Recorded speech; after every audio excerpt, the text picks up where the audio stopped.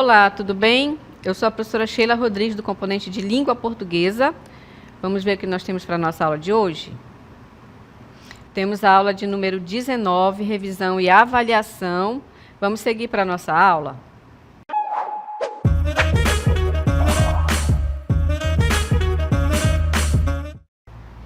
Muito bem, turma. Então, hoje é a nossa revisão e em seguida teremos a nossa avaliação. Então, a gente vai revisar alguns assuntos que vocês já estudaram. Então, nesse primeiro momento, nós vamos rever aí sobre o emprego do hífen. Então, o hífen, gente, é um sinal gráfico, né, cujas funções estão associadas a uma infinidade de ocorrências linguísticas. Entre essas funções, podemos citar ligar palavras compostas, ou seja, quando tem duas palavras para formar uma nova palavra, fazer a junção entre pronomes oblíquos e algumas formas verbais, separar as sílabas de um dado vocábulo, ligar algumas palavras precedidas de prefixos. Muito bem, então, o hífen ele tem uma função, né, nas ocorrências da língua, das palavras. Então, por isso que é importante vocês conhecerem, vocês saberem de que modo você tem que utilizar esse hífen, né, para justamente fazer a ligação entre palavras, formando novas palavras. Então, nós vamos ter aí o primeiro exemplo, em nomes compostos. O que significa nomes compostos?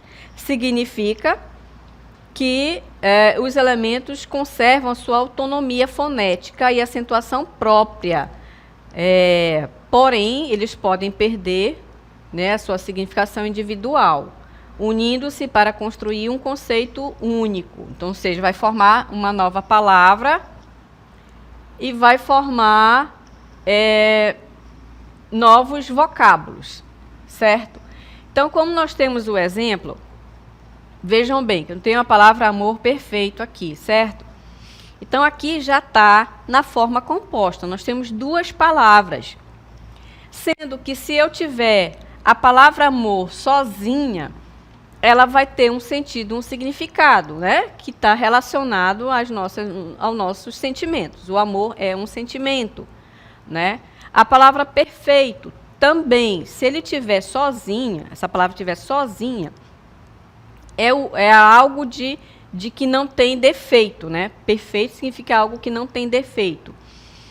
Agora, se nós unirmos essas duas palavras por meio do hífen, como vocês estão vendo aqui, ela vai ganhar um novo sentido e um novo significado. Da mesma forma, vai acontecer com a palavra arco-íris, né? A palavra arcos tem um significado e íris também tem um outro significado. Unindo essas duas palavras, elas vão ganhar um novo significado, que é esse evento que acontece na natureza que está em forma de arco, né? Um arco colorido. Então, esse é o novo significado dessa palavra composta. Ok? Então, o hífen serviu para unir essas duas palavras. Certo? No segundo momento, nós vamos ter algumas palavras, né, que elas perderam a noção de composição devido a elas terem se aglutinado, né, se unido, como é o caso da palavra girassol, que a palavra gira sozinha, ela tem um significado, no caso será um verbo, né, o verbo girar, e a palavra sol também é um elemento da natureza. E aí, quando a gente une essas duas palavras, ela vai ganhar um novo significado, que no caso aqui é uma flor, né? A flor girassol. Por que dá esse nome? Porque ela gira conforme o sol vai passando, né? Durante o dia, ela gira acompanhando o sol. Por isso que ela deu-se esse nome a essa flor. Ok? E aí, para unir as duas palavras, o que foi que aconteceu? No caso aqui não tem o hífen, né? Mas foi acrescentado um S para unir essas duas palavras. Então, no caso aí, a gente não usou o hífen. O hífen não foi necessário utilizar nesta palavra. Aí nós temos a palavra manda-chuva, porque de acordo com a nova ortografia, o novo acordo ortográfico que aconteceu em 2009, essa palavra ela perdeu o hífen, tá? Porque antes ela tinha um hífen, agora ela não tem mais. Ela está unida de forma aglutinada sem perder nenhum elemento da palavra. Então ela uniu, né, e formou a palavra manda-chuva. A palavra paraquedas também não tem hífen. Então o paraquedas é um objeto que as pessoas utilizam, né, para saltar do ar e que serve também para treinamento dos militares. Quando eles vão fazer os treinamentos, eles utilizam muito esse objeto. E assim elas permanecem sem o uso do hífen, ok? Em outros exemplos, nós temos em compostos em que o primeiro elemento é um numeral. Isso aqui é uma outra regra para a aplicação do hífen, para utilizarmos o hífen. Então, vejam bem. Primeira dama, né, que é a pessoa, geralmente a esposa do presidente da República, né, então dá-se o nome de primeira dama. Observe que eu tenho um numeral aqui, né? Então, é necessário utilizar o hífen aqui, tá? Se for a palavra primeiro-ministro, que é, no caso, alguns países têm esse cargo político, né? Primeiro-ministro também tem hífen. E observem que eu tenho um numeral, ok? Esse é um outro exemplo. E também nós temos os dias da semana, né? Segunda-feira, terça-feira, quarta-feira, quinta-feira e sexta-feira. Então, todos os dias da semana, de segunda a sexta, tá? De segunda a sexta, nós vamos ter o hífen, tá? Então, de acordo com o novo acordo, não aboliu aqui. Então, permanece. Ok? Seguindo, então, nós temos a terceira regra. Nós temos outros nomes de lugares, que são os conhecidos topônimos, compostos iniciados pelos adjetivos. Então, nós temos os adjetivos grão, ou por forma verbal, ou cujos elementos sejam ligados por artigos. Então, observe aqui que essas duas palavras, elas são o quê? Adjetivos, né? A palavra grã, ela deriva de grande, né? E aí ela ficou dessa forma aqui reduzida, tá? E aí, quando ele está relacionado a um nome de lugar, como vocês podem ver, Grã-Bretanha, Grão-Pará, são nomes de lugares. Então, o que acontece? Eu vou utilizar o hífen aqui, ó. É obrigatório, tá? Passa 4, nós temos aqui uma forma verbal aqui, certo? Então, precisa utilizar o hífen aqui. E também a palavra Bahia de Todos os Santos, que é ligado por um artigo. Nesse caso aqui, é bem mais difícil a gente encontrar esse tipo de composição, né? De formação de palavra, mas existe. Olhando para mais outro exemplo, vamos ver aqui.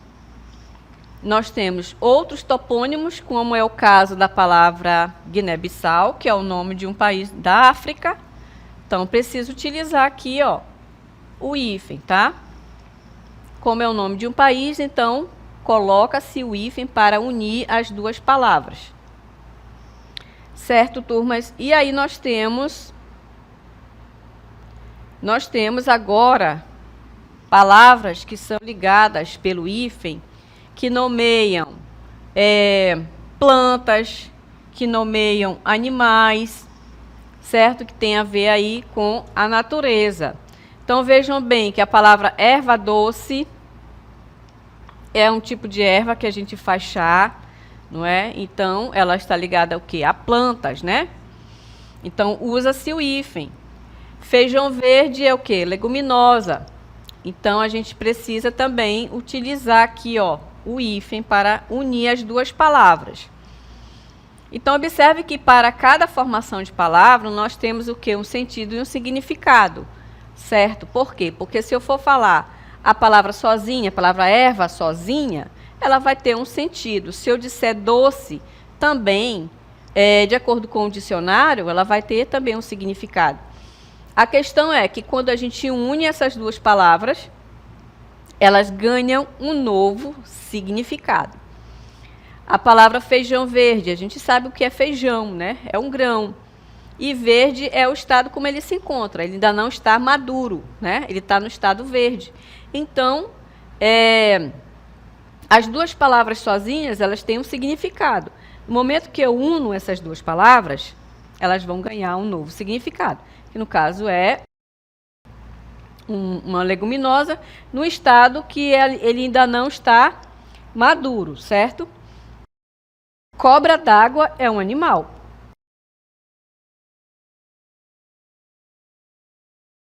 Muito bem, continuando com a palavra cobra d'água. Então, com certeza, vocês já viram esse animal aí na região de vocês, né? Geralmente ela está, o habitat dela é na água. Então, cobra é o animal, água, a gente sabe o que é. Então, são dois elementos diferentes. Mas, quando eu uno essas duas palavras, elas ganham um novo significado. No caso aqui, vai dar-se o nome de um animal. Por que é d'água? Por causa do habitat dela, né? Ela vive mais na água do que propriamente na terra. Então, deu-se esse nome a esse animal. E aí, a palavra ela é unida pelo hífen. Bem-te-vi, mais uma vez, é uma ave, né? Em que, devido a ele, no momento de ele cantar, dá a entender de que ele fala essa palavra, bem-te-vi, quando ele canta. Por isso, o nome deu-se esse nome a essa ave. E aí você observa que nós temos a palavra bem, o ti e o vi. E aí ela é unida, né, pelos dois hífens aí. E aí formou o quê? O nome de uma ave. Ok? E aí nós temos outras palavras também, agora com uma nova regrinha, que é o seguinte. Quando a primeira palavra termina com i e a palavra seguinte começa com i, ou com uma vogal repetida, que é o que acontece também aqui com micro-ondas, né, e micro-organismo, então significa que obrigatoriamente eu preciso utilizar o hífen, ok? Então, anti-inflamatório, anti-inflacionário, micro-ondas, micro-organismo. Então, todas as palavras em que a primeira termina com uma vogal e a palavra segunda inicia com a mesma vogal, é necessário colocar o hífen para separar uma palavra da outra, ok? Então, essa é uma regra que vocês precisam memorizar, tá certo? Agora, se não tiver iniciando, né, com uma vogal, iniciando com outra vogal, estiver iniciando com uma consoante, aí, no caso, você vai utilizar, não vai precisar colocar o hífen, tá? Como é o caso de micropigmentação. Na palavra antialérgico, também não há necessidade de colocarmos aqui, porque são vogais diferentes, né? Termina com i e começa com a. Então, aqui não há necessidade de colocar o hífen. Já palavras que termina com vogal e a segunda palavra tem um R ou um S, que seja, aí, no caso, vai ser necessário a gente duplicar essa consoante, que é o que acontece com micro-região e antirreflexo, tá? Pode acontecer também com outras palavras, como, por exemplo, mini saia, foi uma das palavras que foi necessário acrescentar o S aqui para unir as duas palavras, certo? Então, quando nós temos uma palavra, aliás, a segunda palavra começa com uma consoante, que no caso é o R e o S, vai se fazer o quê? Duplicar essa consoante. Ok? Muito bem.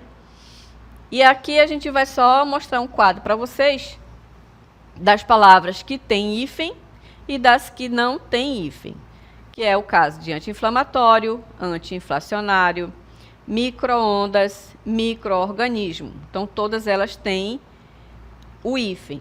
Lembrando, mais uma vez, se a palavra começa com uma vogal e a outra começa com a mesma vogal, utiliza-se o hífen, ok?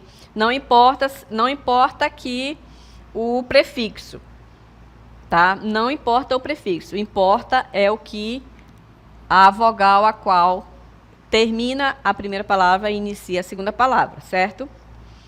E as palavras que não têm mais hífen: antialérgico, microrregião, antirreflexo e micropigmentação. Olhando aqui para esse exemplo.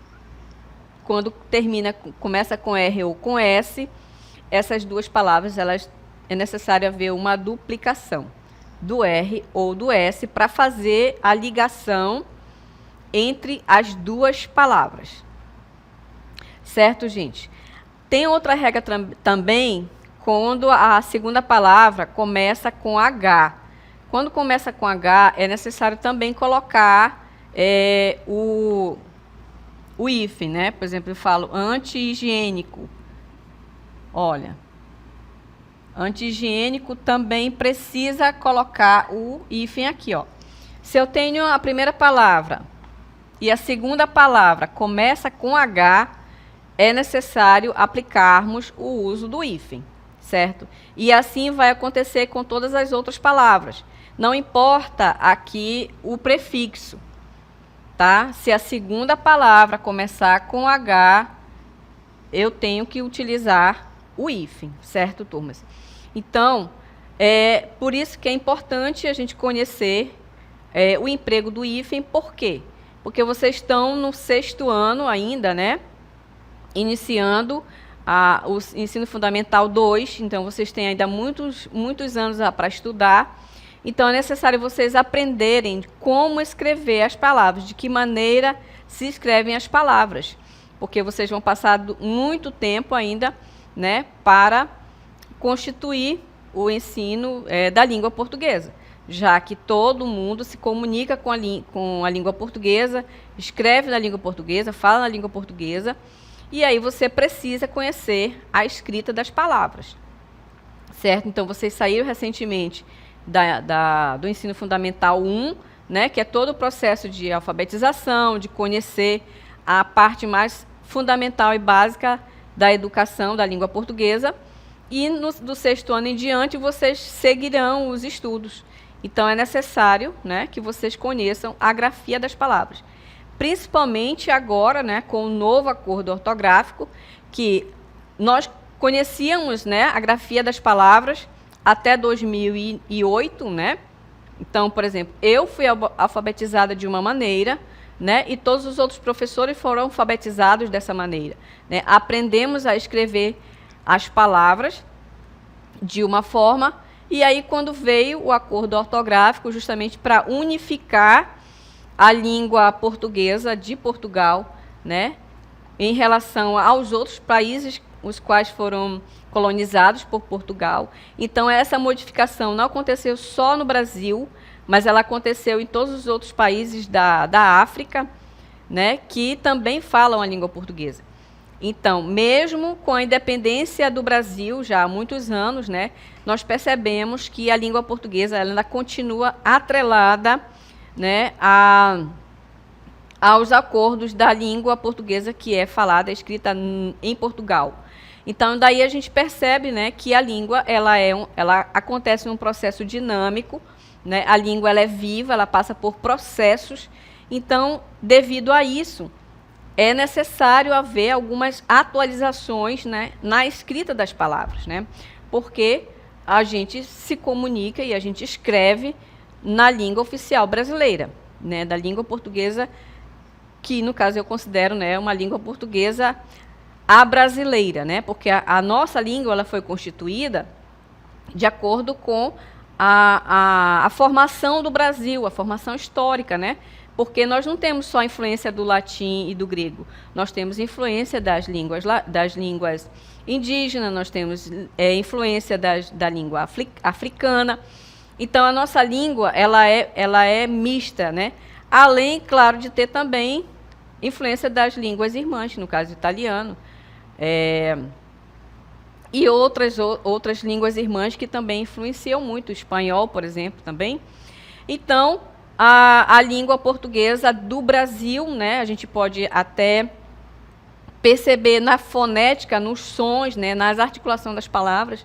Nós, por exemplo, não falamos igual como fala o português de Portugal, como é na Guiné-Bissau e em alguns países da África, eles não têm o mesmo sotaque que o nosso. O nosso, ele é diferenciado, né? É uma língua muito diferente, a forma como ela é falada, a forma como ela é pronunciada, né? Então, devido a essas mudanças que ocorrem na língua, porque a língua ela é viva, nós a praticamos, nós falamos a língua, então vai haver várias mudanças, várias modificações. E é necessário que haja essas mudanças, essas atualizações, não é? Inclusive, essas mudanças todas elas vão estar onde? No dicionário, que é um livro, né, o qual guarda aí todas as formas, né, da estrutura da língua, né? Além, é claro, de estar gravado também nas gramáticas, né? Então, as gramáticas também, elas conservam aí a estrutura e a forma, né, da língua portuguesa. Então, gente, essa foi a nossa revisão, espero que vocês tenham entendido e decorado aí, né? Porque esse é um trabalho de memorização mesmo, né? Então, praticar, escrever, treinar, a gente consegue, né, aprender a escrita das palavras, tanto quanto colocando o hífen, quanto as que não precisam ter o hífen, certo?